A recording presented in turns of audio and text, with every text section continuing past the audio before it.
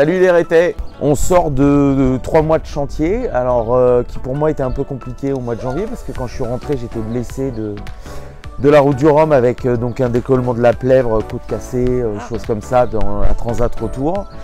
Et voilà, donc on a eu un gros chantier cet hiver qui était la refabrication de la nouvelle quille du bateau. Donc la quille, c'est ce qui est en dessous, ce qui évite au bateau de chavirer, qu'on a cassé pendant cette route du Rhum. On a travaillé un peu aussi localement, hein, donc on a travaillé à La Palisse dans une boîte qui s'appelle Le Camus. Donc on a fait tout notre chantier de quille là-bas.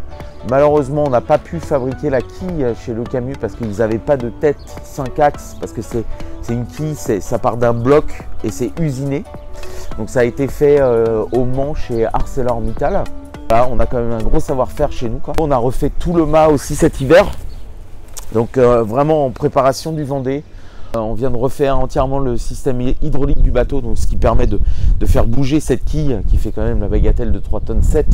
Donc on a des gros vérins et donc ça c'est fait chez Hydro-M, c'est fait à Loumo, tu vois. Donc on travaille vraiment ici et donc la nouvelle pompe hydraulique, les nouveaux tuyaux, voilà, on est vraiment en préparation de Vendée. On va faire les premiers réglages du bateau pour la course et on part à Brest dimanche prochain. Donc ça va être la première année où on va travailler sur vraiment la performance du bateau cet été. Toutes les équipes des anciens bateaux, ce que j'appelle les anciens bateaux, donc nous où on n'a pas de foiler, toutes les équipes ont énormément travaillé cet hiver. Nous, on a gagné 400 kg sur le bateau. Il y en a d'autres qui en ont gagné 200. Tout le monde a travaillé sur les voiles. Donc, il y a vraiment une compétition dans la compétition. On fait une quête de performance cet été. Au mois de septembre, on ira faire le trophée Azimut à Lorient. Et puis après, on va tout doucement se glisser vers le Havre pour le deuxième départ du bateau sur cette Jacques Vabre, avec toujours Jean-Charles Lureau comme co-skipper. Et puis le retour de la Jacques Vabre se fera en course cette année. Ça s'appelle Retour à la base et c'est une course en solitaire qui partira le 27 novembre de Martinique pour aller à Lorient. On rentrera dans un autre gros chantier pour nous l'hiver prochain avec la modification et la préparation de la casquette pour s'abriter un petit peu plus pour ce Vendée Globe. Et puis voilà, nous on a fait 90% de ce qu'on voulait sur ce bateau là pour le Vendée.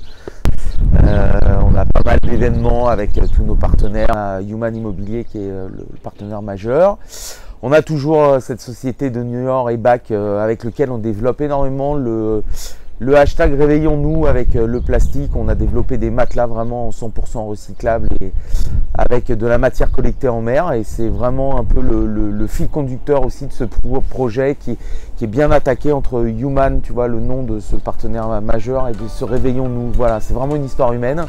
On est très fiers aussi que la CDC de l'Île de Ré nous ait rejoint aussi pour faire ça. Donc on a déjà attaqué avec 2 écoles une rencontre cet hiver.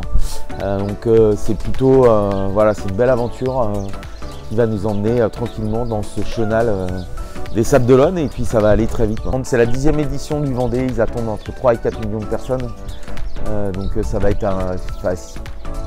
énorme. Et là le Vendée Globe, ouais, c'est sur nos IMOCA, c'est vraiment le Graal, quoi.